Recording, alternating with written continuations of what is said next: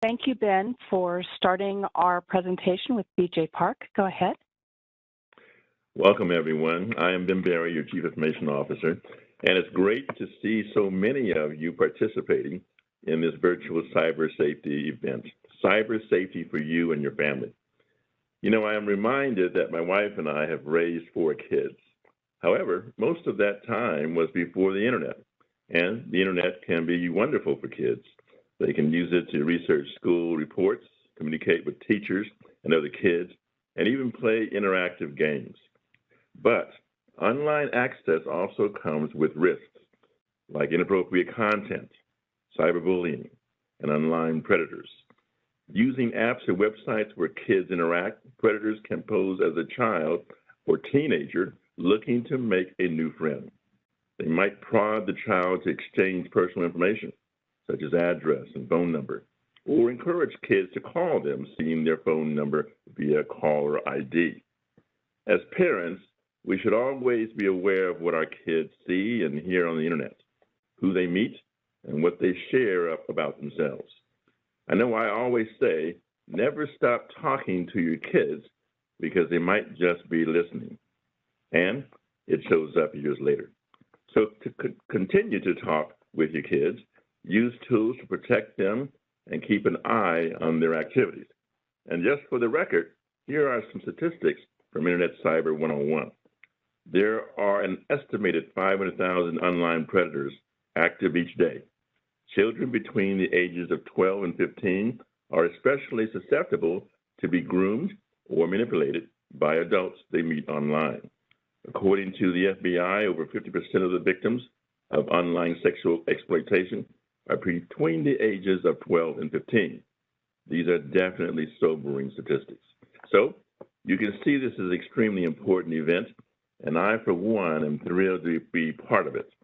With that, we will have an exciting presentation planned for you. I will now turn our virtual stage over to our BPA Chief Safety Officer, Brad B. Brad? All right, thank you, Ben. And good afternoon, everyone. Today's cyber safety event provides an opportunity to demonstrate how safety as a core value is a 24/7 commitment, and how safety touches all aspects of our lives at work, at home, and on the go. How standing up for safety can positively impact our personal lives and help protect those we hold dear. As we will hear today, and as Ben mentioned, modern technology has significantly increased access to some of our most vulnerable populations, providing an increase in opportunities for negative events to occur. Today, we will learn a few things we can do to help prevent them. Before introducing our guest today, I want to take a moment and thank our team members who worked so hard behind the scenes to make this event a reality. I specifically want to thank Yvonne Johnson, James West, Daniel Moon, Dave Wilson, Heidi Helwig, Eric Heidman, Ann Shintani, and Sarah Beth Weeks. Now, I have the privilege to introduce our speaker, BJ Park. Mr. Park is a Deputy District Attorney with the Multnomah County District Attorney's Office. He currently prosecutes serious violent crimes such as homicides, assaults, stabbings, shootings, sexual assaults of both adults and children, and hate crimes. He specializes in cases involving child sex offenses and the internet, technology, and social media. These offenses include child pornography, online adult sexual solicitation of children, sextortion, and hidden camera offenses.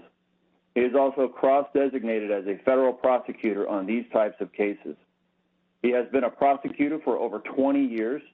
He was a prosecutor in Chicago for 15 years and at the Oregon Department of Justice for 5 years before joining the District Attorney's Office in Multnomah County. We're most fortunate to have him here today. Please join me in welcoming BJ Park. BJ, thank you. All right. Thank you for having me, everyone. Hopefully, if you have any trouble hearing me or anything, please let me know. Let me start sharing our screen. Let's see.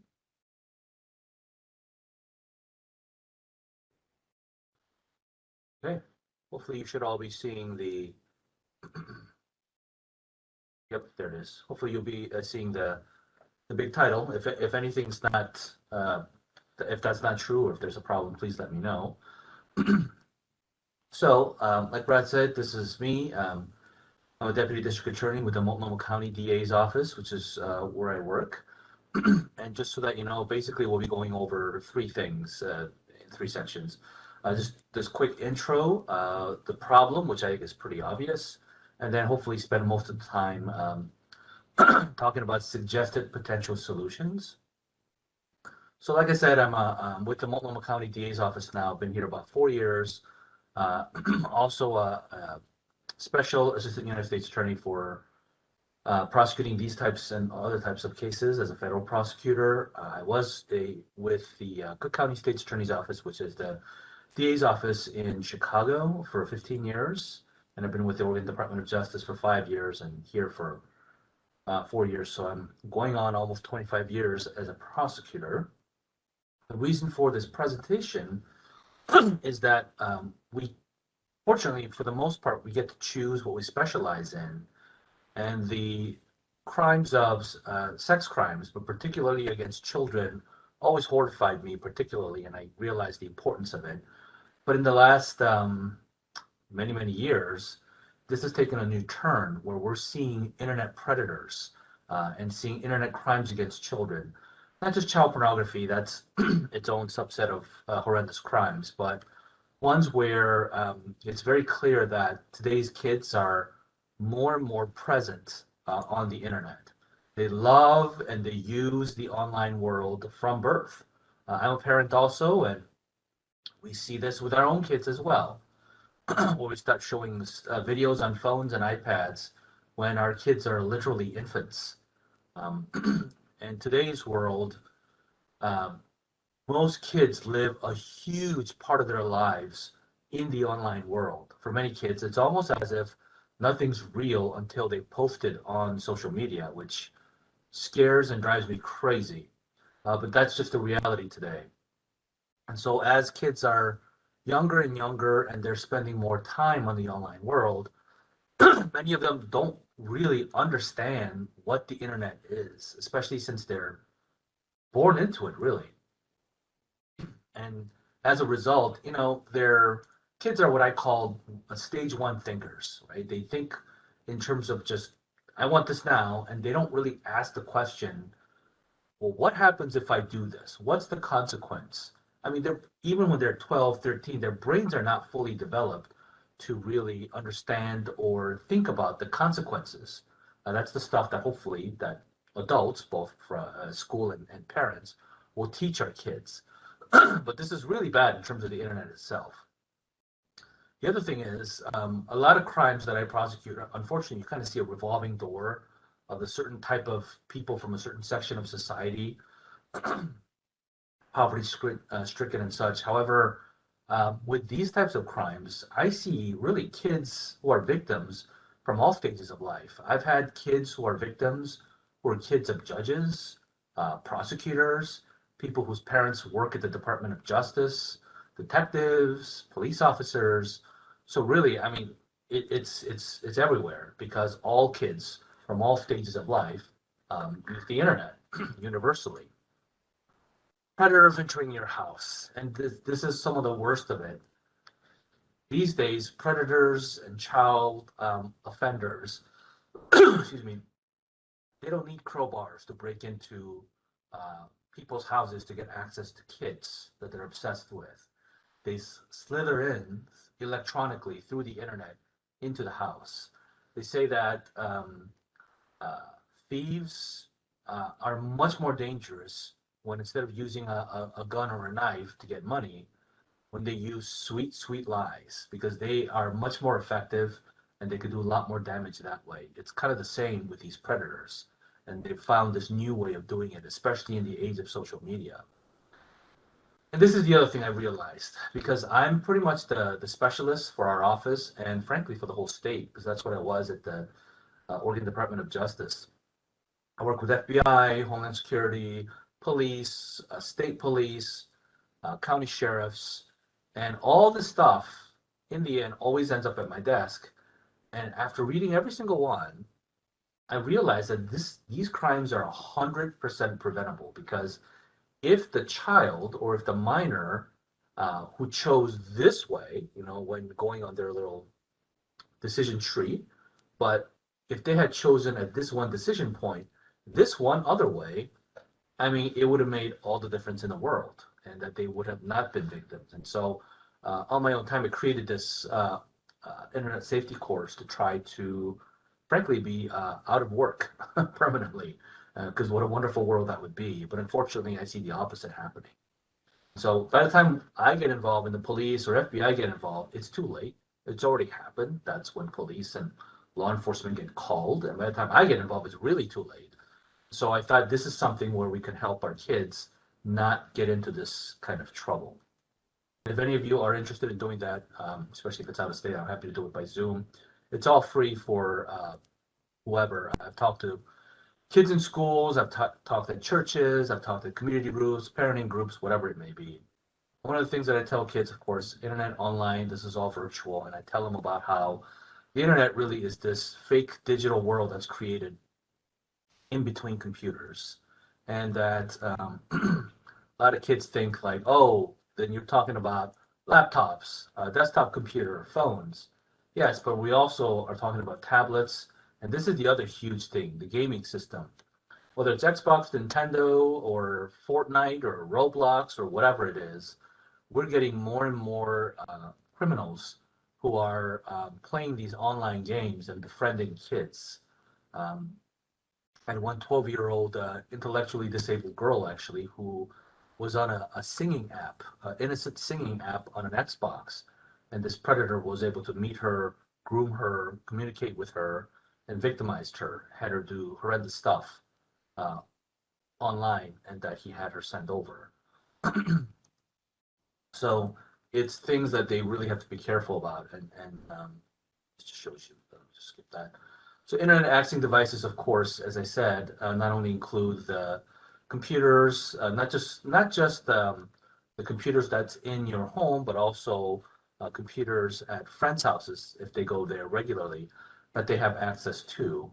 Of course, phones, tablets, gaming consoles that I mentioned, MP3 players that can hook up to wireless Wi-Fi signals if a person takes something like an iPod Touch, which I don't think they make anymore, but these devices are still around, where if they take it to Starbucks or the library or something like that and they can connect to the internet, they could be just as effective and as any other of these devices. And also e-readers, things like Kindle and Nook. I had one where it was the offender was here in Portland, Oregon, but the victim, the minor victim, was in rural Pennsylvania. And we caught him, and I'm reviewing the case, going through the chats between her and him. And towards the end, he wanted her to do all kinds of things, using a camera. And he assumed that she was talking on her phone. And she said back in the chats, yeah, I can't really do that here on my Kindle. And I thought, what? She's on a Kindle talking to this guy? I thought a Kindle was just an e-reader, right? Where you just are reading books. And this was not a Amazon Fire device or anything like that. This is an actual Kindle. So, I mean, it just, if it can be connected to the internet, you have to be really, really careful. The cell phones, of course, are the biggest, most accessible things. That's most type of devices that's accessing the internet. The amount of power in today's regular smartphone is actually pretty amazing and scary. The amount of data that it holds. Today's typical phone that's most of us has, that carry in our pockets, if you actually print on paper the amount of data that it has, it could, and you stack it on the floor, it could easily actually fill up an entire warehouse. The amount of data and power that it has is incredible. I also read that Apollo 11, I think, is the first mission to the moon. If you take all that computer that was inside of the rockets and the control room, and you compressed it all, today's phone still has more power and more technology and more data than all of the technology that brought the rocket to the moon. The amount of power today's cell phone has is incredible. And today's average age in the United States of kids first getting one of these is 10. That's the average age. That's a fifth grader.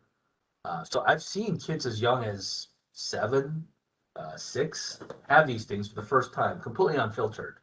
And as they go into puberty, into middle school and high school, with hormones raging and these super high pixel video cameras and videos with cameras on it, it's just a deadly combination, really.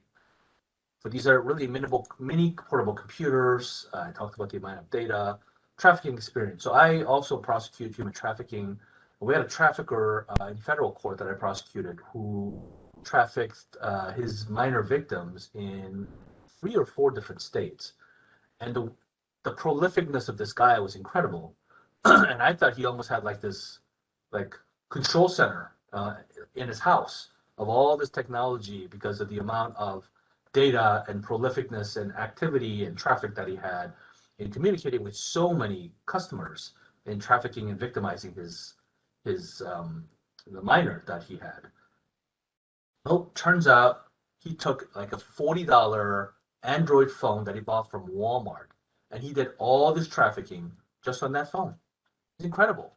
So these cell phones are nothing to be sneezed at just because they're a lot more common and they're becoming, well, some are becoming more affordable, especially in the used market. That does not mean we should underestimate the power of these things.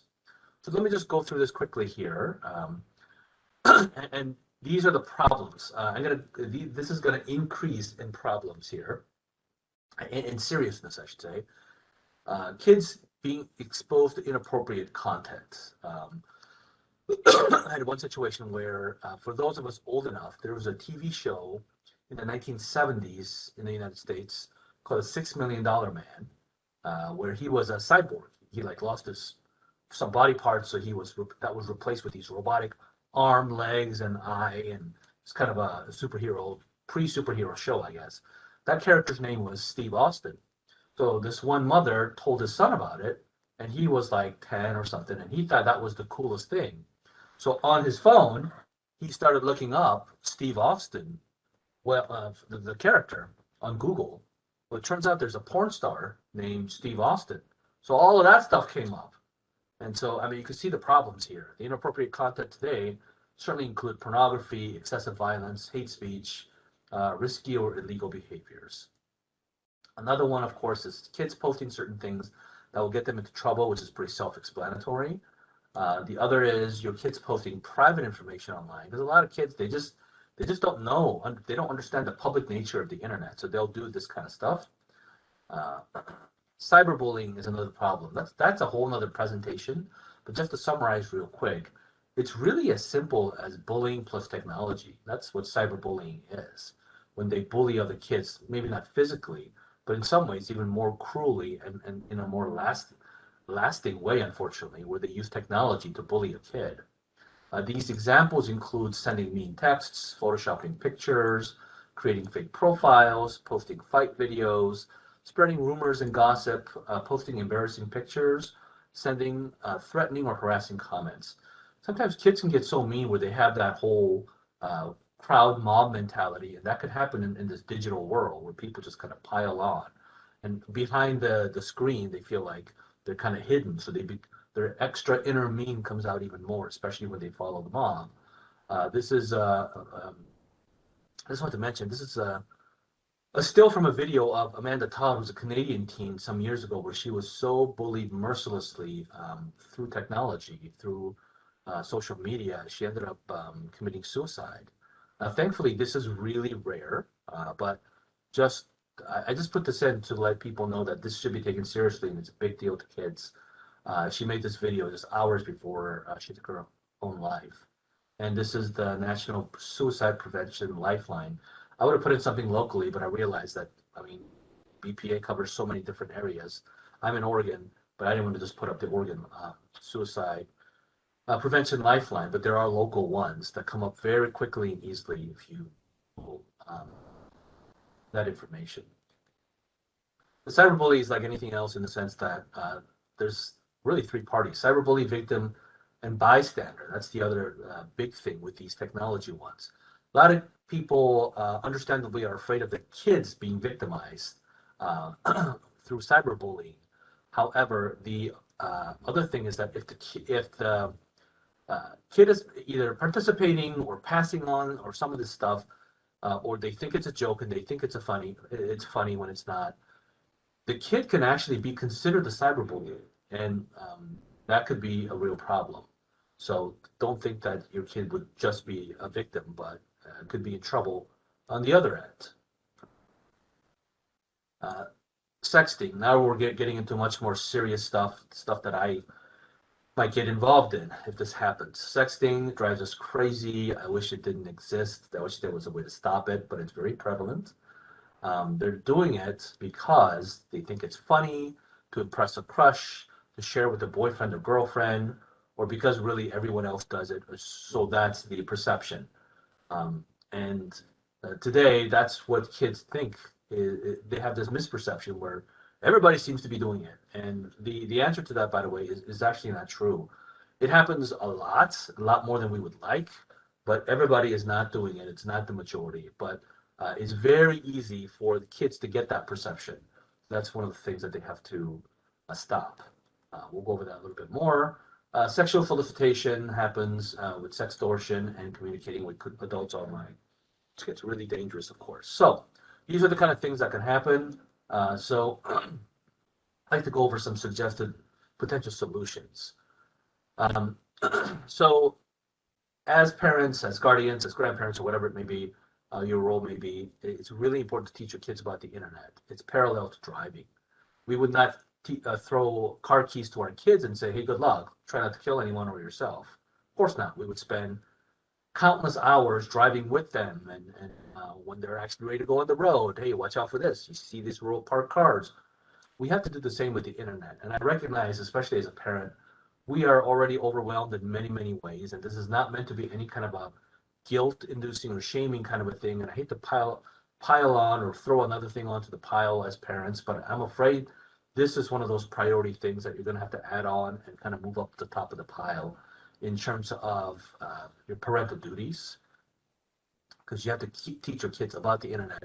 This is especially tough because they've been using the internet all the way through, but around that age of 5, 6, 7, 8, and older, around especially getting into middle school, they're going to be a lot more active where they could search out things on YouTube or Google or get involved, God forbid, on social media.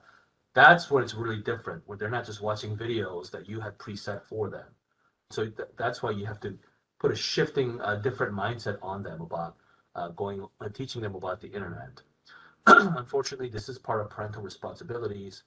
And I would encourage everyone to make it an intentional thing, not just kind of like say it off just because you're reminded of something, but make it like an actual intentional agenda that you plan. And make this a continuing lesson as opposed to just a one-time talk. Now, I know it's difficult to do this because, I mean, I don't know about you, but even though I do this for a living, I feel like I don't really know that much about technology. And in many ways, our 9-year-old daughter at home is kind of our pseudo IT, which is scary. A lot of times, we ask our kids, how do you work this and that? So some of you may be sitting there going, well, how am I supposed to do this when I don't understand this stuff as well, and my kids understand it better? How am I going to teach them? The answer is you can, because you're not teaching specific technical things. You're teaching them general principles and values, which are eternal, no matter how sophisticated the technology itself gets. So that's what you're teaching your kids, are how to be careful, not specific technical things. So the general approaches to doing this that I would encourage and suggest is teach your kids to treat the internet with caution and respect. And specifically, like, you have to start telling your kids that to be really careful with this stuff, even though they use it all the time. And it's kind of a hard thing, but you have to nail that into their minds. You have to explain the internet in a pragmatic way. If you have any kind of a authoritarian style of parenting, that doesn't really work when it comes to this internet stuff. In other words, what I do not suggest is telling your kids, hey, you messed this up on the internet, or you missed the wrong site, or you talked to somebody in the wrong manner. You're not getting a cell phone again until you're 25, that kind of stuff. Or if you mess up, you're going to be in so much trouble kind of stuff. That's not really effective. What is effective that I've seen and seems to work a lot better, is to explain it in a pragmatic way. So you just want to tell your kids, hey, son, daughter, I love you more than my own self. And this stuff can really mess you up. I don't want this internet stuff to mess you up. I don't want it to really like get to a point where you're going to have such a horrible time at school that we're going to have to transfer schools or move or something like that.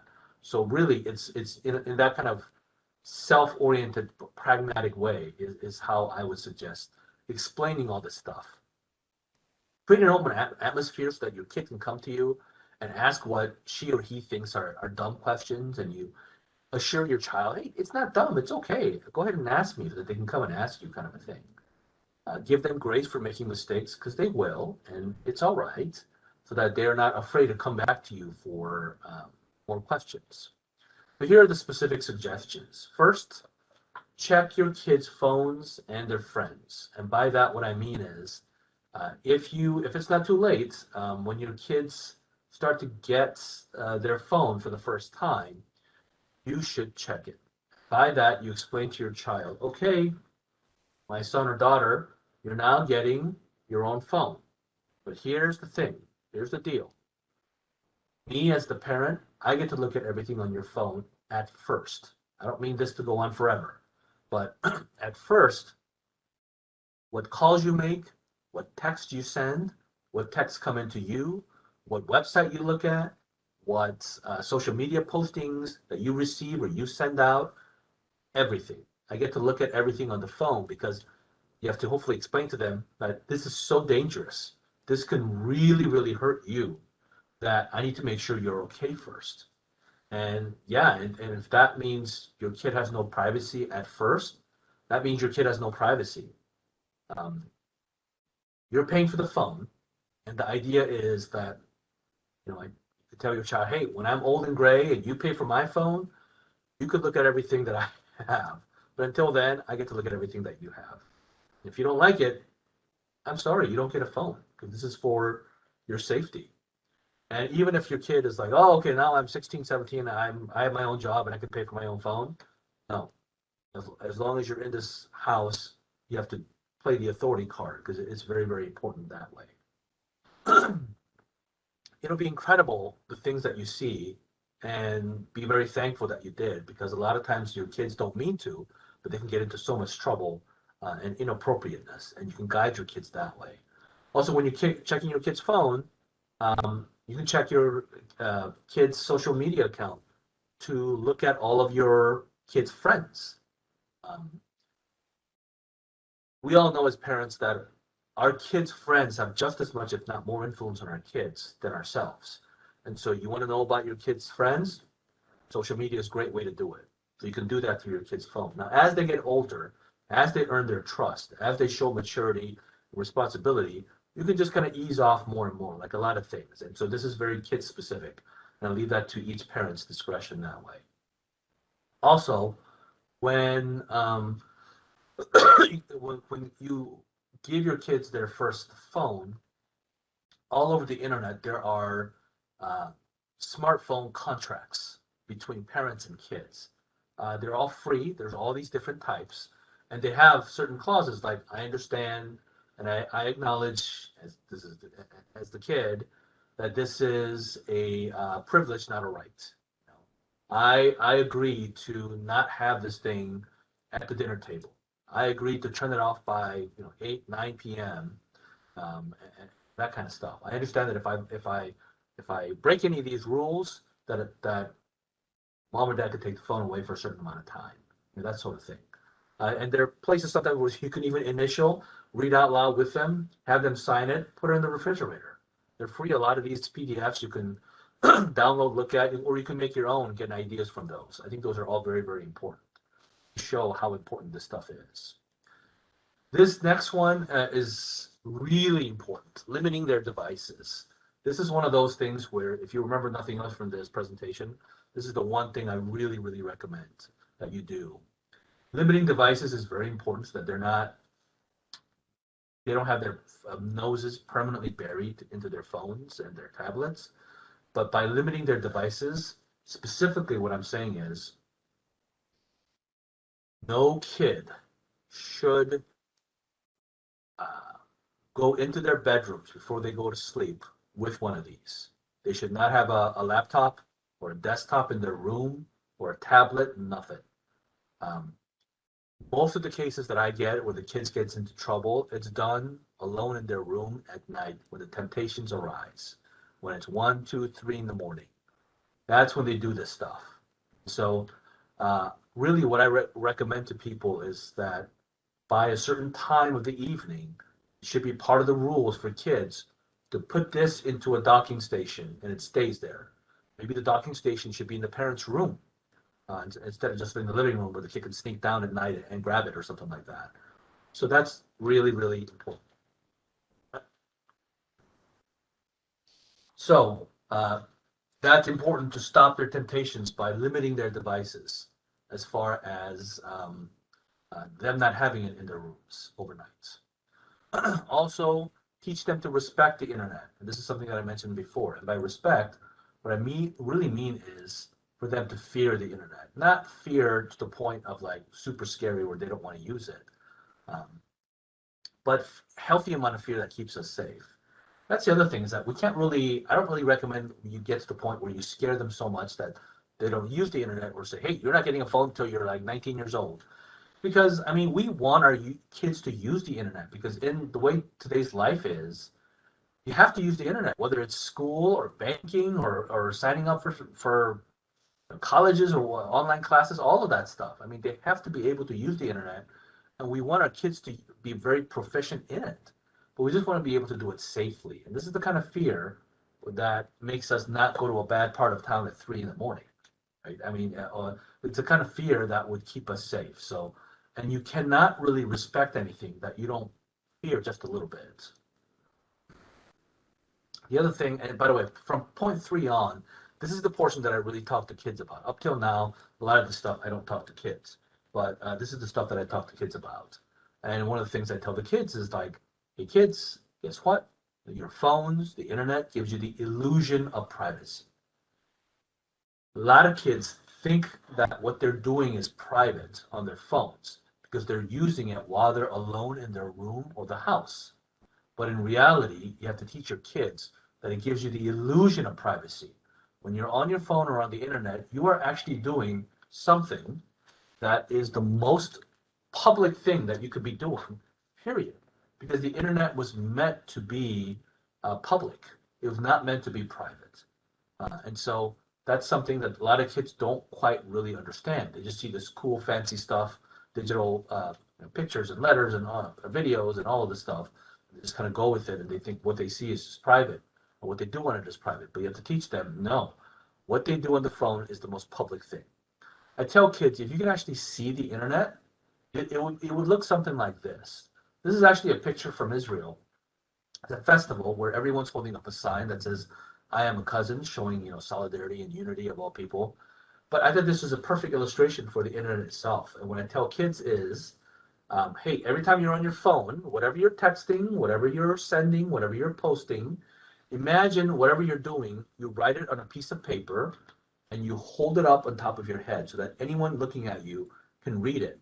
And as you go onto the internet, what you're really doing is you're leaving the privacy of your own room, you're leaving the privacy of your house, walking down the street in public into a park right down the street where there are 7-8 billion people in it.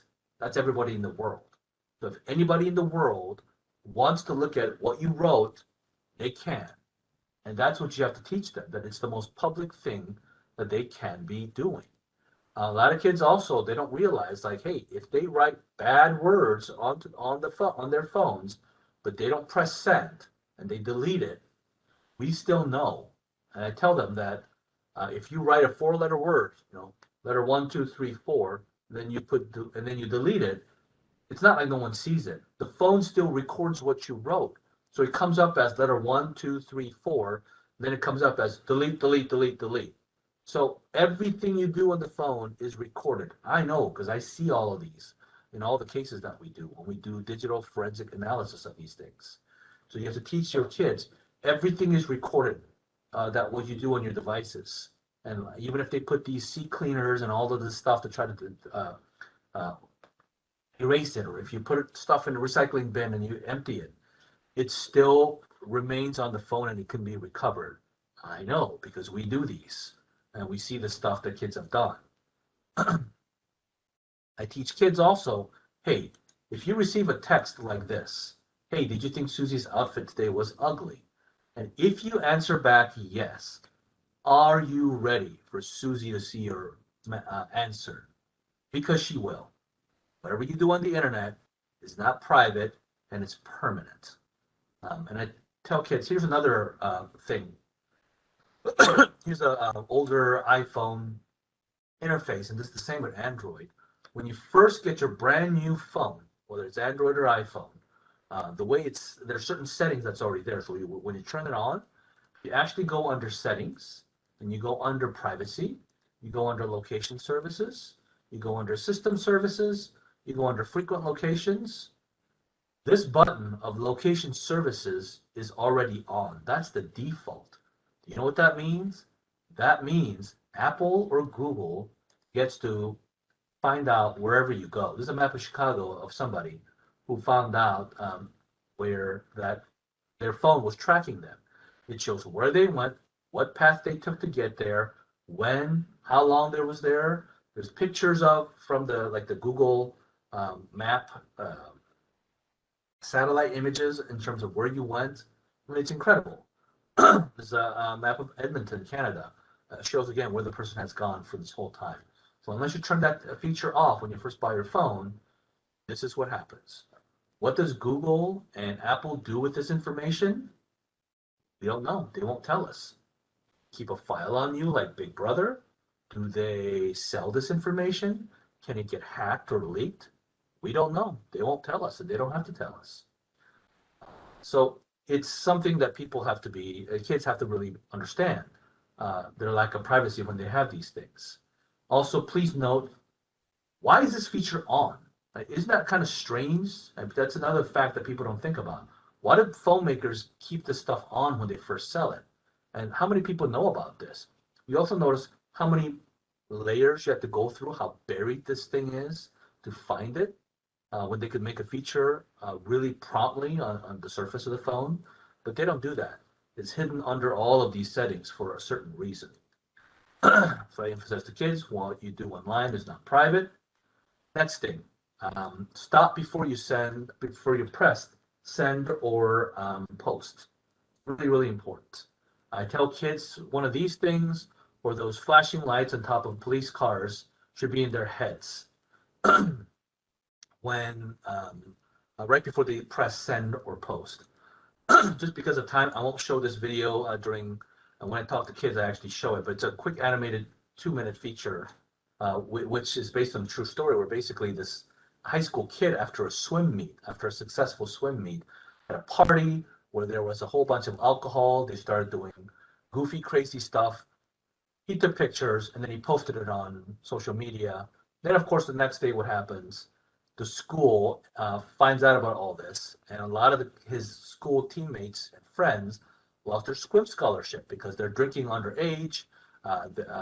There's a zero tolerance thing, and he realized the wrong thing that he did. It's based on an actual true story. Actually, this kind of stuff happens so frequently they're not really news anymore. So I tell kids not to post illegal or inappropriate or illegal behavior, offensive language, threats of violence, underage drinking or drug use, or hate speech. Here's another thing, a story from a few years ago. Daughter of fire iPhone 10 Apple engineers really, really sorry. This young lady is 13 years old. She lives in the Bay. Or at least she did live in the Bay Area. Her father was an engineer for Apple and worked at Apple.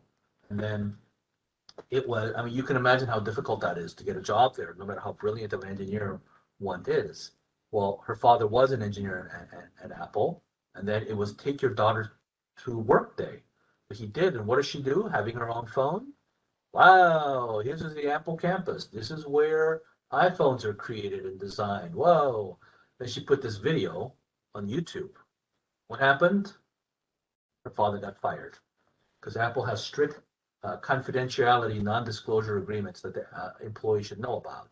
So afterwards, she posted a video crying through a tearful apology saying, I had no idea. She should have thought very carefully before she pressed send or post, because it has real life consequences. Here's another one. U.S. News and World Report, this is a few years ago, Harvard pulls admission offers after explicit posts. Prospective students allegedly traded obscene and offensive messages in an online Facebook chat. Harvard University has reportedly rescinded, as in canceled, taken away, at least 10 admission offers into its fall freshman class after learning prospective students traded sexually explicit and offensive messages in an online Facebook chat. So again, think of how difficult it would have been for these kids to get into Harvard. I mean, that's the #1 university, right? Well, after they got admitted, Harvard continued to investigate and found some of these kids were doing obscene and offensive messaging in an online Facebook chat. The investigation continued, and so they took back all of the admissions. So the kids, once again, should have realized that what they do on the internet is not private, it's permanent, and they should really think twice before pressing send or post. The other lesson about this story is that to tell kids is that it's what Harvard considers offensive or sexually explicit. The kids, maybe they posted worse stuff. Doesn't matter. Doesn't matter if the kid or many of their friends don't think that this stuff is offensive and it's just meant to be a joke. It's what Harvard thinks matters. So this is the kind of stuff kids have to really know. Beto O'Rourke, not proud of teenage murder fantasy writing. Back in 2020 elections, this is picked up on Politico, where essentially Beto O'Rourke, as a young member of the computer hacking group Cult of the Dead Cow, wrote an online article about how society would work without money and in a more disturbing missive about killing children. So what I tell kids is like, many of you, it's hard to imagine now, but you'll be doing some amazing things. I'm not saying you're all going to be running for president, but maybe some of you will be. Maybe some of you will be actually president or other incredible opportunities that you cannot even imagine. Here's a guy, a relatively young guy, running for president, where he had to answer for something like this, something he wrote as a high school student. And he didn't probably write it as Beto O'Rourke, future presidential candidate. Yet the reporters found it, because what you do on the internet is not private, it's permanent. And you should have thought before posting something like this and pressing send or post. Skip that for now. Okay, this next one. I tell kids just flat out, do not send nude pictures or videos, whether it's of yourself or others. This is not something to say, hey, let's really think about this, or just tell them straight out. Do not send nude videos, nude pictures or videos. We have a short video about this actually that we can queue up, and this definitely should be in the kids' minds. This is really effective for kids, but if we can queue up that video now, it takes about 30 seconds to set it up. It's a quick video. The devices in it are actually quite old, but the idea of it is still very much the same. Hopefully people can see the video now. Coming up any seconds.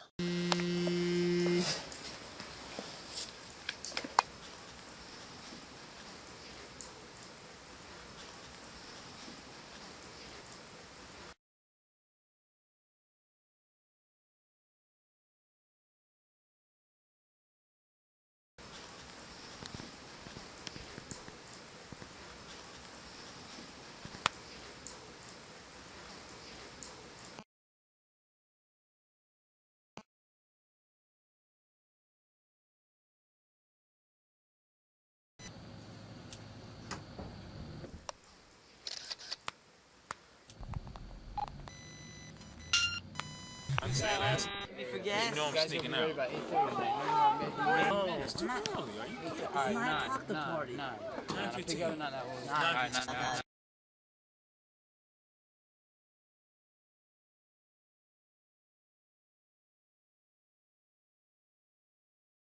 I heard it was 2 a.m. Hey, check this out. That's cool. Yo, what up? Whoa. Nice, oh, man. Yo, send that to me real quick. I'm not going to... Come on, send that to me.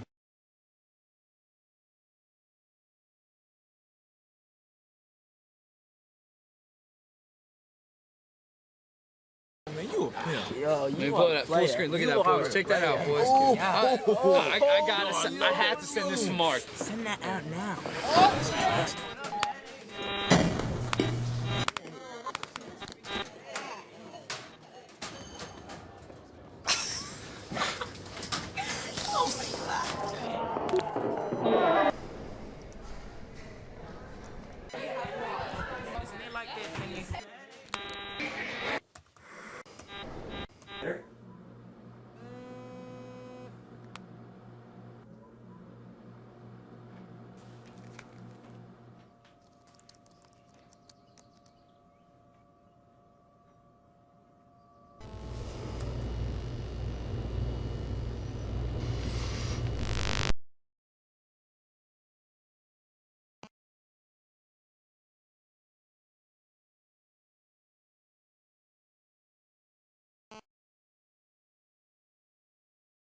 There we go. Thank you.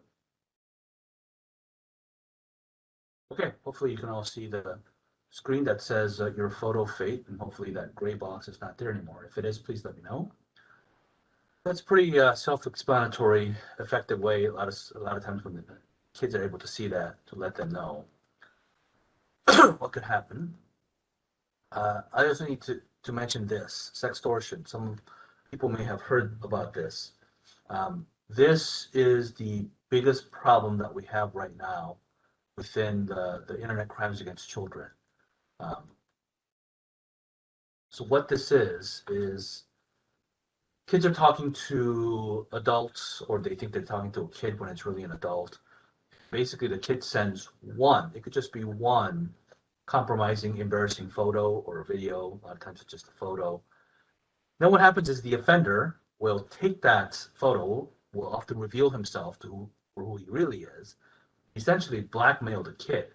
Say, hey kid, unless you send me more extreme stuff, I'm gonna send this to your school. I'm gonna send this to your parent. Is this your dad's Facebook? Is this your mom's Instagram account?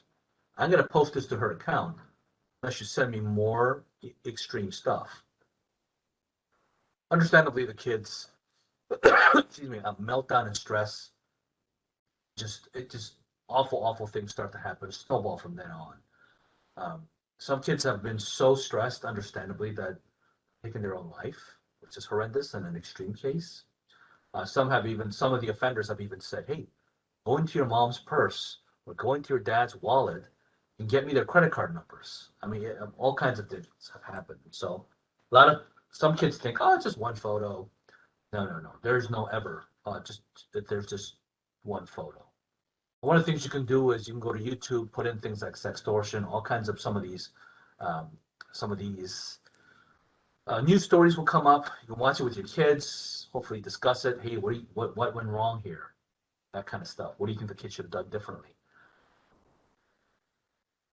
This is all pretty self-explanatory. Let me just skip it since it's self-explanatory, and I emphasize to the kids again, once more, that they should never do this. And I try to emphasize to them that, listen, if another kid, boy or girl, wants your photo nude,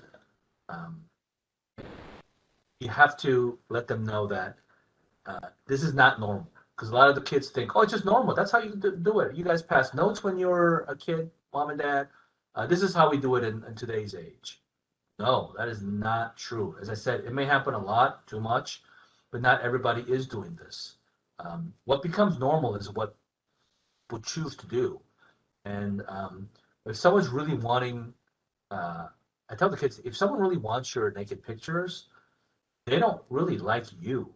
They're using you to get what they want. They really liked you. They would not ask for something like that because they know what could happen with something like that. You have to emphasize that to them and say, that's not normal, that's not okay. Okay, because of time, let me just get to the pretty much the last point here. Well, actually, there's one more afterwards. But anyway, still, this is the last major point, which is to teach your kids that the internet is not reality. When I mentioned before, like the pictures of computers, I said this is a fake world, and that's what I tell the kids, and that's what you have to let them know. The internet is not reality. What kids see on screen, whether it's a phone or a computer's desktop or whatever it is is what the other person wants the kid to see. That's what I tell the kids. What's happening on that screen is all created. It's all fake. It's all artificial. I mean, if a video is up or whatever, okay, maybe, but that stuff can be edited and you just don't know. So what you see on the screen is not the real world. It's not reality. This is especially true when kids are communicating with people online. And, I tell kids, you really should not be communicating with anyone. I mean, if it's your grandma or your cousin that you could actually see video-wise, and the parent says, okay, well, that's different. Well, that's okay. But if it's random people that you're texting, messaging, IMing, or any of that stuff, even if it is video chat, that should not be happening. I mean, you wouldn't go out and just start talking to strangers on the street, right? And start saying intimate things. And that's what ends up happening. And I try to tell the kids that human beings are created such that if you start confiding in another person, where you start saying like very honest things that you would not tell another person, you will find yourself feeling very close to that person, because that's how we're created. And that can get really confusing, especially with hormones going on, where you may think you really love that person, but in reality, the other person may be manipulating you and grooming you. You just don't know. I tell kids, hey, if I said I was an NBA superstar, they would all laugh because of my age and height and physique and all of that, and they'd be right because they can see me, right? But that's something they take for granted, that they cannot do that when they're talking to people on the internet. You go back to this example where somebody gets texted, a kid gets texted something like this: hey, did you think Susie's outfit today was ugly? I asked the kids, how do you know that's not Susie sending you that? Or how do you know Susie's not over at the house of the sender of this text, watching over the shoulder, saying, yeah, go ahead and send it. Let's see what she said. Let's see what he says. You don't know. I emphasize once again, you don't know who you're talking to on the internet. And a lot of times, here's the thing. When people are communicating with people online, they think it's normal. They think it's not. And a lot of times, when kids are talking to another person, the other person will often have a photo, and that's the profile, user profile photo. They'll see photos like this. So every time they get a message back or IM back or whatever it is, they look at this photo and they think, oh, this person who looks like this is saying this to me, these texts and messages. And that's what gets reinforced into their minds the longer they talk to these people. But I asked the kids, how do you really know that's what the person that you're talking to looks like? That's the picture that they're representing to be them. But how do you know that's what they actually look like? You don't know. Then the question is, well, what does the actual person behind the keyboard and the screen look like? If someone looked like this, and the kids all laugh, but they're using one of these photos, and they talk just like another kid, you would never know. That's the point, right? And then I tell them, here are the photos of some of the people that are actually behind the screen. These are some of the people that they've all been convicted or arrested of the internet sex crimes that I've prosecuted. These are the faces and the mug shots, all public records, of some of just a small sampling of some of the actual people who are actually behind the screen did this sort of thing. These people spend hours, I mean hours a day, every day, looking through social media, chat rooms, forums, all of these places, Snapchat, Kick, all the places that kids are frequenting, the latest, the trendiest app. And they spend so much time that they know exactly how kids speak. They know the acronyms, they know the little phrase, they know all of it. But when they will be on communications, they sound just like a kid, and they'll use some other kid's photos, of course.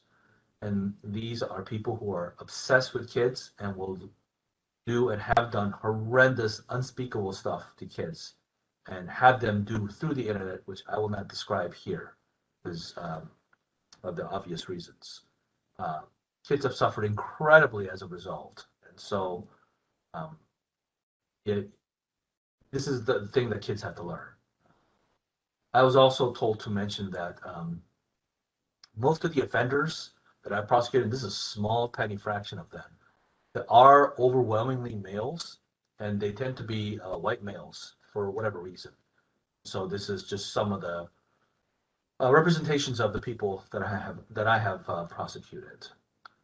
Here's one. Here's one somewhat recently. Beaverton man posed as high school student on social media, then assaulted children. This is from January of last year. He looks pretty young to me, right? I mean, you wouldn't know that he's 26 years old. So let me just skip this for now. We have to teach our kids that they have the right to say no to inappropriate requests. Just skip through this because of time. The last part is to teach our kids, turn it off and walk away. A lot of the kids, they think that they cannot turn this off, and they have that power. And the other person on the other end is kind of like those phone scams or something. They create this illusion and a surrounding world of lies to make it seem like the kids cannot turn it off and walk away when they can. Those are all lies. They have that power. They're able to turn it off and walk away, and go tell a parent or a teacher or a trusted adult. So you let them know that if there's anything ever weird or uncomfortable or confusing, just turn it off, walk away, close it up, go tell mom and dad or a trusted adult, and they'll be okay. They will not be in trouble. Like they will have done the right thing by doing that. That's the other important tip. It's 2:30 now, so it's been about an hour, and I want to respect our timeline. There's a few other things I have here, which are things like some resources. These are just some of the resources, but I mean, I'm happy to go over these, but let me just tell you that there are no magical filtering software that will keep kids safe. This stuff is, people sometimes ask, what's the apps that my kid should not have? There's actually a small list that I could give. But that stuff is changing all the time. So when I'm asked, like, what about this app? Or what about this website? Or whatever it is. I mean, there's really nothing magical technology-wise that you can buy that'll keep your kids safe. There are things that you can use and you should use. But in the end, talking to your kids about these specific suggestions, this is the real protection weapon or protective shield around your kids. It's the good old-fashioned talking to your kids and communicating with them, giving them this information. If your kids make the right, smart choices, that will keep them safe, no matter what the new app is, what the next new social media thing is. And so this is why this matters. And these principles they're eternal. No matter what the technology is, this will keep them safe. So if you're thinking of, well, what should I get, or what filtering thing should I get, or what protection, or this, that, I mean, you can get some of that and you can use it effectively, but just know that that's not the magic be all and end all as far as this stuff is concerned. Okay. That's over, but that's still not too bad. If anyone has questions, feel free to please send it. Let me just stop sharing the screen first. Okay. Hi, this is Heidi. There are a couple of questions, and I'll start with the first one.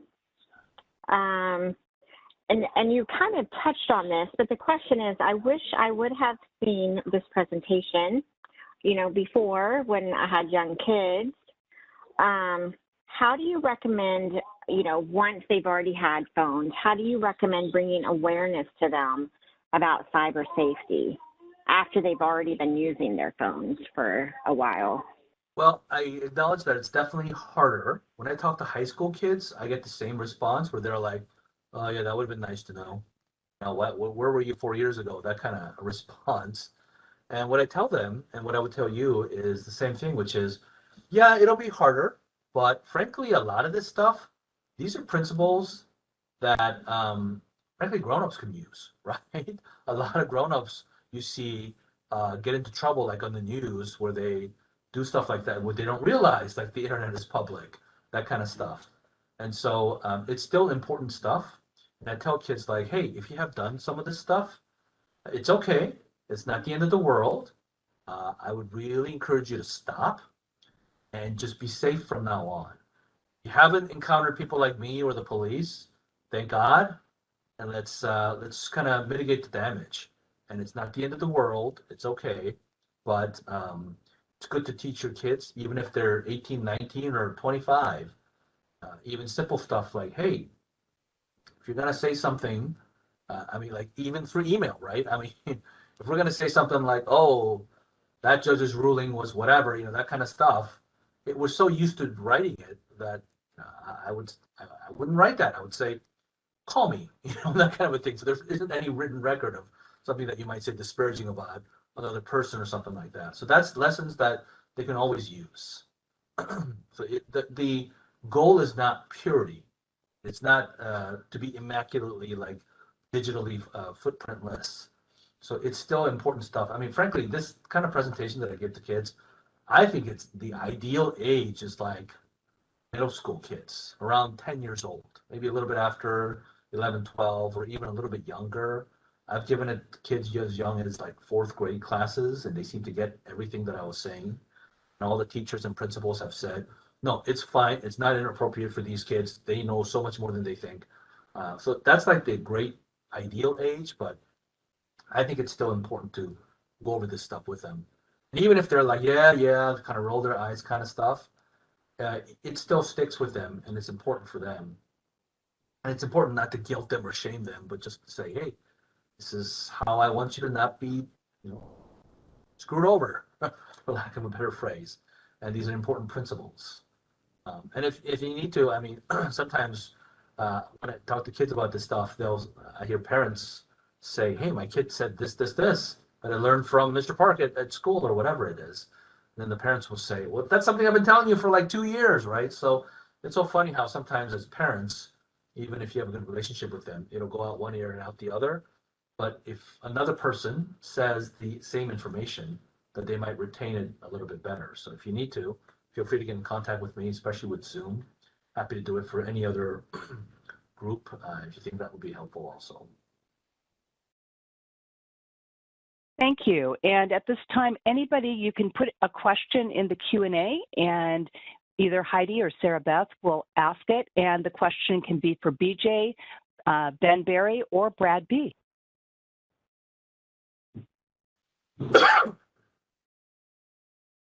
Thanks, Yvonne. I have another question for BJ. Since you present to schools, what are the key areas that get the children engaged? You mean engaged, I'm guessing, in this sort of stuff? The internet stuff? Yeah. Like when you give these presentations to children, just where do you see the most engagement in your presentation? Well, thankfully, because I used a PowerPoint and it's got the power of the visual, pretty much the whole thing, but I've seen kids really react strongly to the portion where I show like how your phone's tracking you, where I circle like you go into settings and this and that. A lot of kids get freaked out by that, which is good. The other part where they really react is the showing of the mugshots. Just kind of brings it really home. Like this is not just some body saying some after school message, that this is someone, me, who has an actual experience in some of this stuff. Also that video where it shows the nude photo that young lady took and it gets spread around, and towards the end it looks like it gets spread to her, it suggests that it's her brother, mom, and then kind of person that I deal with. That all gets really embedded in them. And kids with this stuff, they actually really pay attention because it's actually something that they really care about, right? So it's had pretty good reactions. And I think for those who are listening, I mean, you're already way ahead by listening to some of this stuff and hopefully imparting some of these things onto them to keep them safe.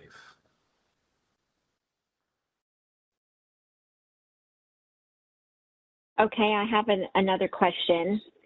How can we get rid of the things that pop up on our phones or computers, like the ads? So that's a tech question of which I don't know. There are filtering software, there's like ad blockers, that sort of stuff. And I know that exists for like desktops and laptops. And I'm sure there's some on phones. So that I cannot answer. I'm sorry. I'm sure if you Google it or put it into the search box at YouTube, there'll be lots of suggestions.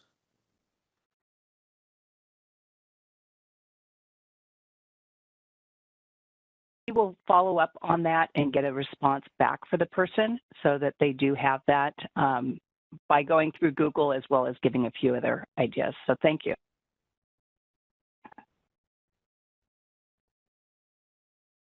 Yeah, I have a question. Do you see this type of crime only getting worse over time, or do you think it's going to eventually plateau or get better when we get more familiar with this technology? Unfortunately, I see it getting much, much, much worse. And especially with COVID, where kids have stayed home and they've done online classes, even kids that maybe not have had interactions with computer now have, and now they're spending even more time on the internet. During COVID and afterwards, our cyber tips and caseload has probably increased by like 500%. So kids are online more than ever, and so are these predators. And the different ways in which kids are getting victimized is increasing. An example is, excuse me, we had a minor here in Portland where, like a lot of kids, she put everything online, which drives us crazy. But it's like for her, nothing's real until she puts it on one of her social media accounts. And this creepo in California happened to cross paths with one of her accounts. And, you know, they're all linked. So he reads up on all her social media and knows everything about her. I mean, everything. She puts stuff on there that she would not tell her best friends or parents, because she doesn't understand the nature of the internet and how public it is. She thinks it's like some secret vault or something. And so he found out that she had this huge crush on this boy at school. And then, of course, it's very to research him because his whole life is online. So he finds out everything he can about this kid. And then he has the kid that she has a crush on has all these photos of himself. So he takes screenshots of those. And then guess what? He presented himself as that boy that she has a crush on. So he took that boy's photo and said, hey, it's me, Thomas, or whatever his name was. And she thinks she's talking to the boy that she has a crush on, when it's really this random guy in California, this 50-something-year-old who has a daughter that age. And so she's like, oh my God, finally, after all these years, he noticed the dress, you know, that I wore last week or whatever it was, right? And it was terrible. And he had her do unspeakable things. And then he did some of those sextortion things where he threatened to send some of her stuff to her parents, and it just was awful, right? And I had one where I mentioned it, but this guy went after 4 different intellectually disabled kids who were on social media accounts or singing app or these what seemed like innocent stuff. Had them do, once again, unspeakable stuff and then send it to him. We have ones who are victimizing kids, many of them runaways, some of them wards of state. I think I had one that victimized like 16 kids all across the state. And that was just from like 3 nights of his activity. He had this stuff for years. Trafficking also is connected to all of this. Child pornography is connected to all of this because our world seems to be just moving more and more into online, and kids are so aware of all of this. They don't have the awareness or the fear, frankly, of what could happen. They just don't know. And so I think this stuff is getting actually a lot worse. Things like sextortion is relatively new, but I'm just afraid more and more of that kind of stuff will increase. And then, not to get into any other subjects, but frankly, the other problem is with what's going on today in our country, police budgets being slashed. Most police don't have budgets for this kind of stuff. Portland has, I think, 2 detectives, or really more like 1.5, who work on this. These flooded, and I'm getting cases from 2019 because that's how backlogged we are. So resource is another problem that gets to be really an issue, because police budget, if they're going to cut it, they're going to cut this kind of stuff. So anyway, those are all factors that's going to go into this stuff just getting worse and worse. So it's really up to us parents to look out for our kids because they can't march, right? They can't organize and protest and speak up on behalf of themselves. Adults have to do it for them. So that's one of the reasons why I wanted to make sure and do this to as many people as possible. So I have another question, and this may fall into cybersecurity rather than cyber safety. I know that the Russian hackers have been active, but have any of them reached into the private domain? So I don't really know what that question means, unfortunately. I can tell you that in my prosecution of these cases, that it's the specifically Russians, they have crossed our paths. There's a huge network of Russian-hosted child pornography sites that a lot of the Americans and other people around the world use. And so there's a lot of international stuff, like a lot of it hosted by Russia, China, and some of the other really smaller countries, some of the more third world countries, because there's unfortunately a lot of money in this. And so we definitely cross those paths with some of those countries.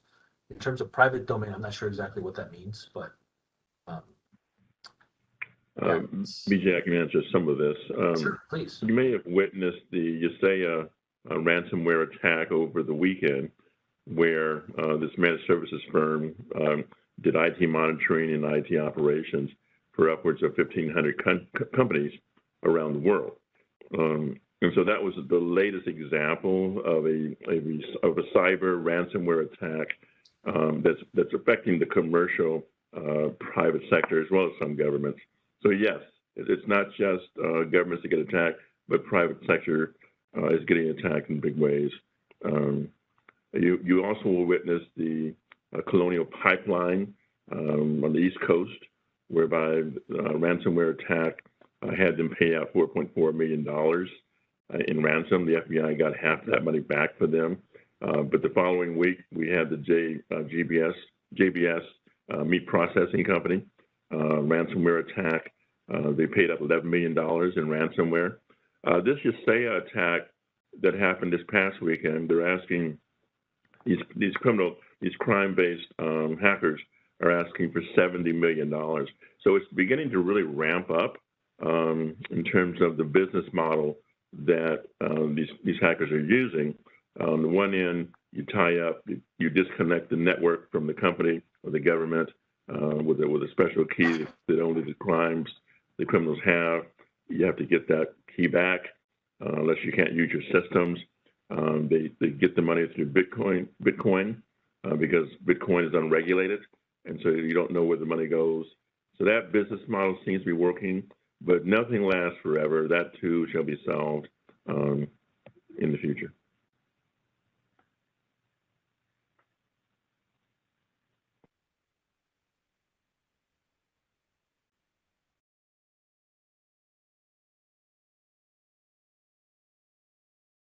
Thank you. We have another question. This one's for BJ. Can you give a rough summary of gender victims? Sounds like most are female. What about kids with gay or trans identify that are specifically targeted in your experience? So that's definitely a huge issue also. I would say about 40% of the victims I see are males. About 60% are female kids. So there's some people think like, oh, I have a son, so I should be much more safe. Not really. It's almost still half. A lot of the boys are still targeted. And then when it comes to trans kids, they are definitely targeted more from what we've seen. Unfortunately, many of those cases are vastly underreported. I'm not sure why the reason that may be. Just from anecdotally, I think a lot of it is because of just embarrassment on their part, or they think that no one cares, or many of them, they've had very negative interactions with the police, and so they're like, well, why would I go to them? So that kind of a thing. So there's a lot of mix of things. But yeah, I actually am working on a case now where this guy's going after exclusively, it seems like, trans victims. So I mean, I don't have any statistics on that, but just in my experience in doing this for the state of Oregon, there's definitely that huge issue that my heart aches very much, because it's already hard enough being a kid and going through those kind of things. Then to be targeted and victimized is just it's just horrendous. So yeah, that's definitely an issue.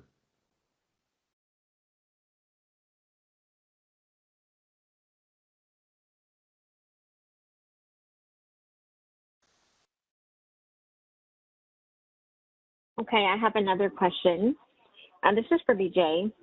Do you know of any, or can you share with us any online resources that we could share with our kids to get more examples of what you've been talking to us about today? Yeah, so the best ones, let me see, hold on.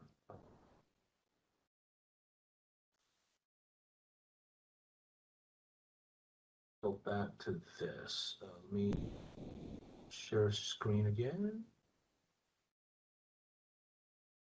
Okay. I think the best one is this, which is netsmarts.org. This is the best one that I've seen. So netsmarts.org is a part of a website of the National Center for Missing and Exploited Children. The excuse me, the acronym for that is NCMEC. You may hear that, but this is a center in Virginia near DC, pseudo-private, pseudo-public, the National Center for Missing and Exploited Children. They're the place that has all of these resources. One of them, for example, has these kind of things. Netsmarts.org, they have pages for kids where they have all kinds of things. They have pages for like really young kids. You can watch videos about internet safety. There's games, there's puzzles you can do with all themes around internet safety. This is for the younger kids. And the prior screen here, this is just kind of their overall website.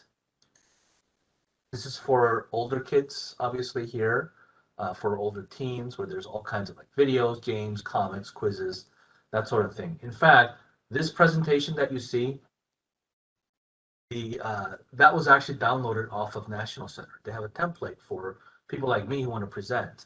And of course, I've added and tailored it a lot to what I want to say. But a lot of the slides there, like very professionally made, I didn't make those. That's from the National Center for Missing and Exploited Children. So they're pretty much the place for resources that you can go share with your kids. This is what I really suggest. They were established, by the way, they were founded by John Walsh, who is the father of Adam Walsh, who in the early 80s, his son Adam was kidnapped and then brutally murdered. So he then started the TV show that ran for a long time, America's Most Wanted. He hosted that, and this place still remains, and it's the kind of the clearinghouse for cyber tips, which are when companies like Google, they find when their users upload child pornography or that sort of stuff into the Google accounts. They're required to mandatory federally report. That's where we get a lot of our child pornography cases. And that's all reported to the National Center for Missing and Exploited Children. This is really what I recommend. Smarts. Also, just I should probably just go through getnetwise.org. This really gets into the weeds. It's a blog thing, and I actually haven't checked it lately. I probably should. I don't know if it's still up. It should be. But that gets into really specific, into the weed stuff for parents who really kind of get into it. Getnetwise.org. Last thing is actually Facebook has a pretty decent safety page where it talks about like youth portal, parents portal, online well-being, bullying prevention hub, all kinds of things like that. So, especially taking a look at these. Again, facebook.com/safety. There are many, many others, but this is just some of the ones that I recommend. Stop sharing now.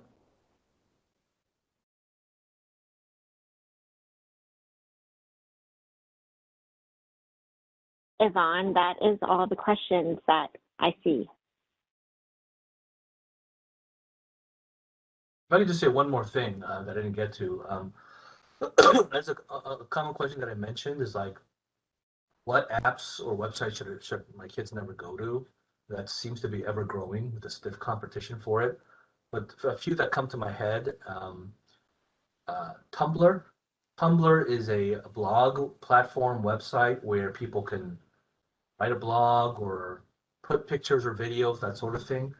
In recent years, it's become infested and infected with pornography, and specifically child pornography. So we get a lot of cases and tips from cyber tips from Tumblr. So that's not an app that, in my opinion, that a kid should have. It has no real redeeming educational quality, anything like that. So there's really no reason that a kid should be looking at Tumblr blog pages because it's filled with pornography and child pornography. So that's one. Snapchat is another one, which drives us crazy. So for those who don't know, Snapchat is it's essentially a sexting app.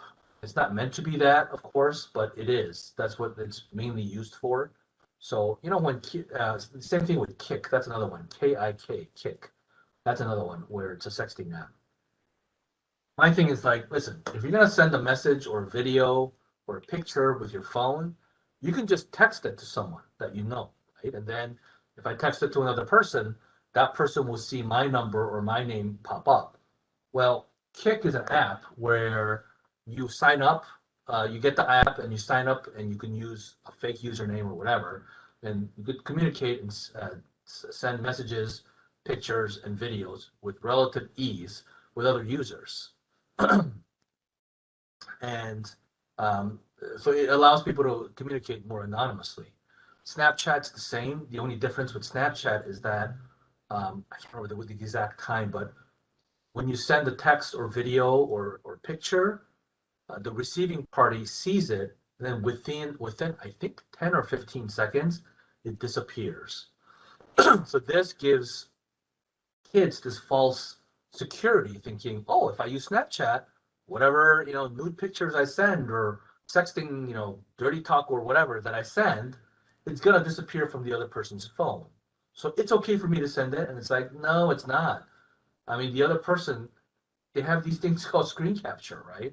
And they say, oh yeah, but Snapchat alerts you if that happens. No, it really doesn't.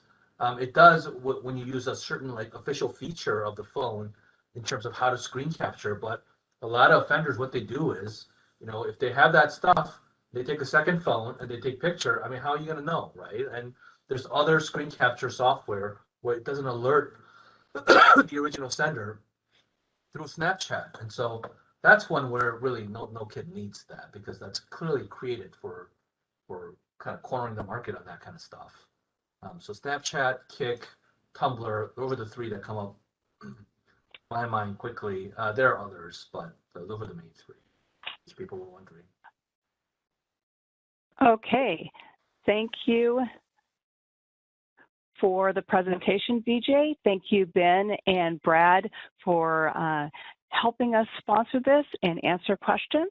At this point, I will turn it over to Brad.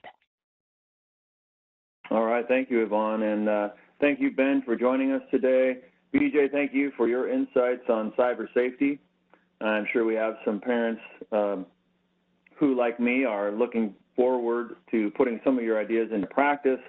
I learned a couple of things. The last time we had walked through the presentation, I learned some additional things today, such as, you know, I really hadn't thought about access through the gaming units like my son's Xbox, so that's something I need to follow up on. And I'll also be looking up more info at netsmarts.org. And so I want to also thank all of you who joined us virtually today to listen and learn from BJ's experience. If you have others in your work groups that were unable to join us today, or if you just want to see this presentation again, we'll put the recording on Connection. And also, please look for future opportunities to participate in Stand Up for Safety activities throughout the year.